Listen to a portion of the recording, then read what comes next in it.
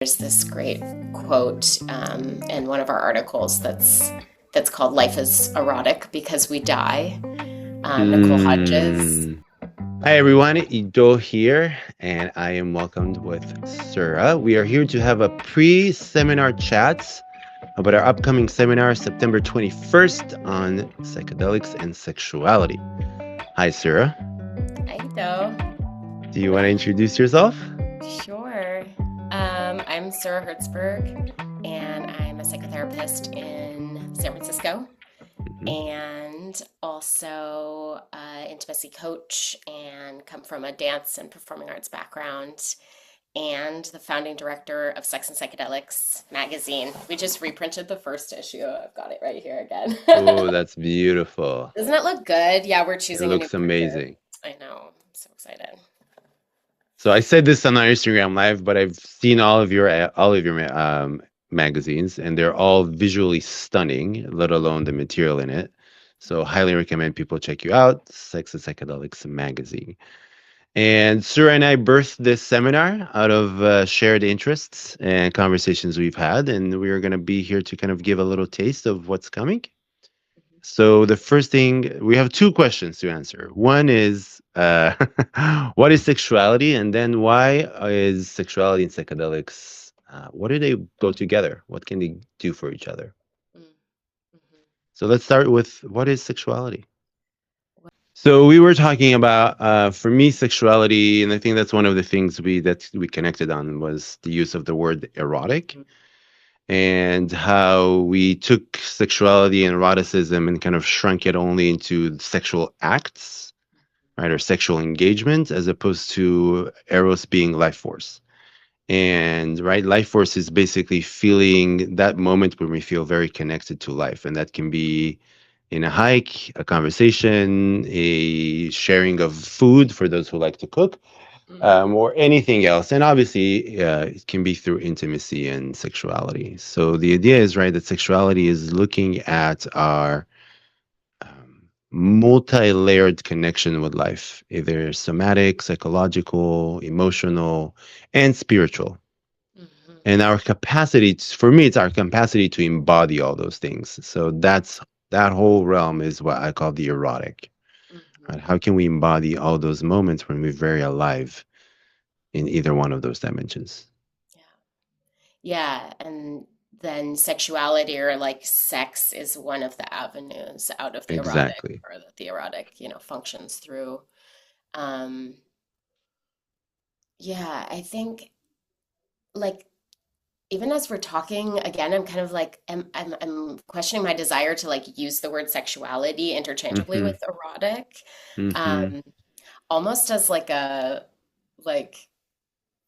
kind of like a forceful like pushing the taboos and like presenting this word that has a lot of squeamishness around Mm-hmm. it, like sex and sexuality is much more uh, taboo than erotic. Although I think what you're referring to also is that like we've really a lot of people when they hear the word erotic or eros, they think of sex or they think of Sex. sort of that realm of the erotic when in fact it is this like life force energy and kind of like the reason for everything. Um, Mm-hmm. we have there's this great quote in one of our articles that's called "Life is erotic because we die." Nicole Hodges, Mm. and I've been we put it on a bag, and so people have been asking me about it, and I love Mm. explaining this in my own words.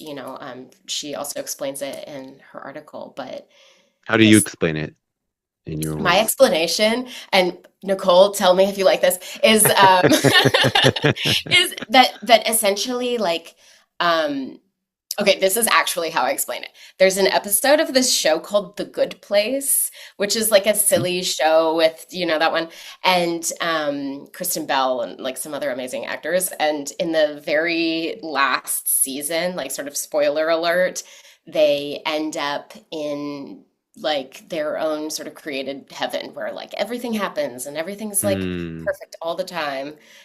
Reminding me of that Talking Heads song where they're like, there's a party and everyone's there and then everyone leaves at the same time and it's just like so wonderful. hmm.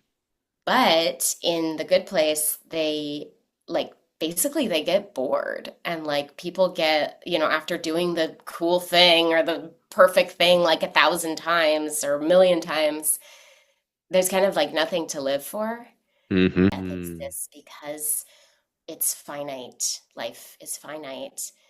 It has zhuzh. It has potential. It gives us, life force and energy. Yeah, that feeling, that sensation of, I call it excited. It's like anxiety and excitement, simultaneously. Because, yeah, you're reminding me. There's a really good Alan Watts skit, like soundbite, where he says, "If I gave you the capacity to dream any dream, Mm.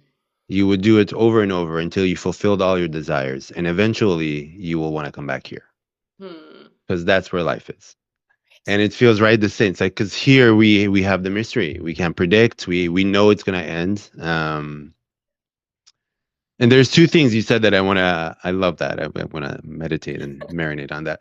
Um, you said is taboos, and I think this is where we can start talking about psychedelics. Why these two taboos go so well together, and aliveness. I remember. I think part of this came. Um, our seminar became more alive for me because when I heard you speak at Psychedelic Science 2025, which Monica was the MC for, who will be one of our speakers, and the room was packed. There's a line out the door.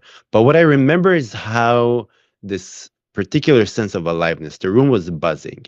And it Hmm. was half buzzing because it felt like uncomfortable because there was such free talk about sexuality, Yeah. and half because I could hear people saying, like, oh, finally, Yeah. like, finally, we're talking about these things. And it made me really stay with, like, oh, how even in psychedelics, which is a taboo topic that is very alivening, right? That a lot of us go to psychedelics because it brings us, connects us to life beyond the day to day. Sexuality is kind of like, we talk about it, not really talk about it. And I'm curious, why do you think that is? And why are psychedelics and sexuality a good pair? Mm. I like the question.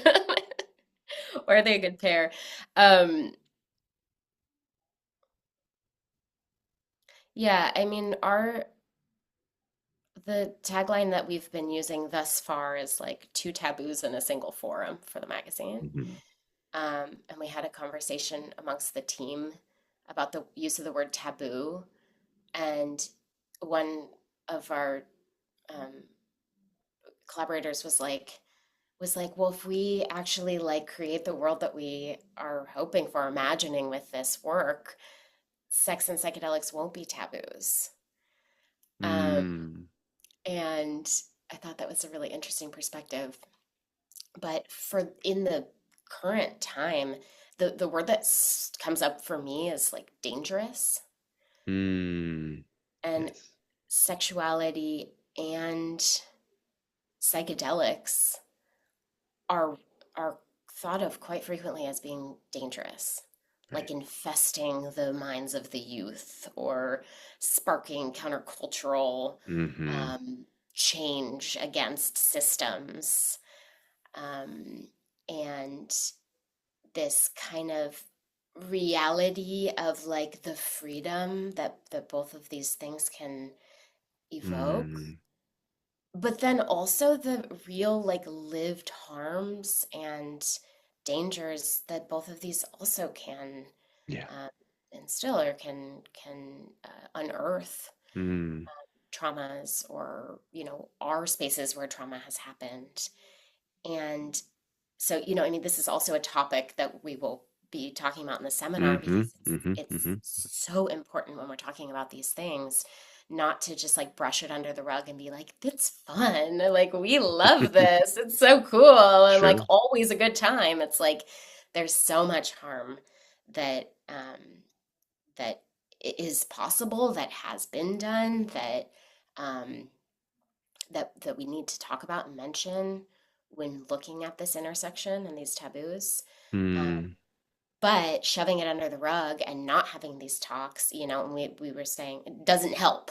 And we No. were saying at MAPS, 2 years ago, Monica also moderated the one panel in 2023 at Psychedelic Science that was on sex and psychedelics.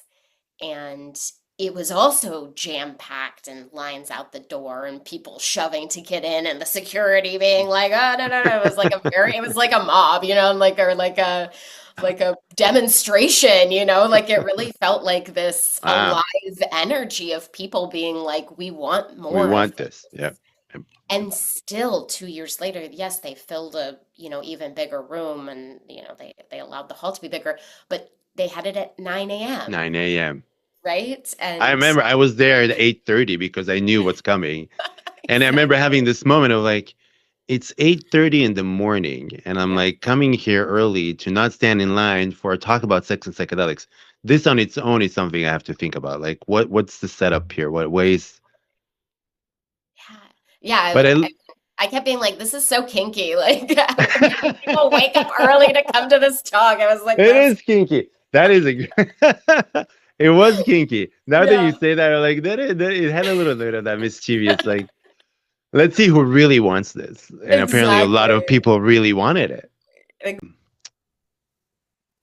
Yes, that both sexuality and psychedelics open us to the two edges.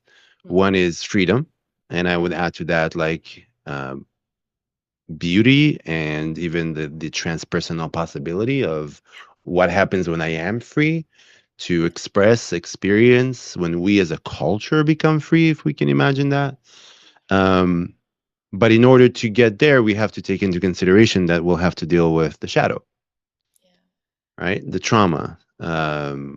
One of the topics we're going to cover in the seminar is talking about power boundaries, and consent. That's a huge thing, right? How do Mhm, we talk about power in our relationship, in whatever comes from my past? Um, so I think for me, that's why they are a good pair, because they can open us up to visiting both edges mhm, mhm, and really embodying where am I in relationship to all these things, where I'm in relationship to boundaries, what happens when I meet someone else's um, power, mhm. Yeah. or gender, or right, the way we were wired socially. Oh, I shouldn't ask that of this person, or oh my god, if I'll tell them what I like, then I'll be shamed or embarrassed, or which for me goes all the way back to the original sin. Like, god forbids, it's like a sin to be sexual in its Mhm, full way, and how on some level we still carry that idea, mhm. right? So I think for me they're a beautiful pair because they're liberators. Yes, yes, yes. Is is also like, along with original sin, is like questioning, like asking Mm, why, yeah. and kind of like wondering, like, is this it, or is this like okay, kind of. Um, and I think that like delving into this intersection of topics, or each of these topics, is like opening up that possibility, that question of like, why? Why not? Which Mm, again, like I feel excited about this seminar in so many ways, but one thing about it is like the slowing down and together asking these questions really deeply. hmm. Because there are a lot of reasons why not, or Yeah. why this is really scary and really risky potentially. Mixing these things, or kind of working in this intersection or playing in this intersection. Mm, And I love that we've addressed, I think in all of the talks in one way or another, we're addressing the question of why not. why Not like not? why not, but like really like let's talk about it and let's look at it Yeah. and let's really think together with brilliant minds who think about this All the time.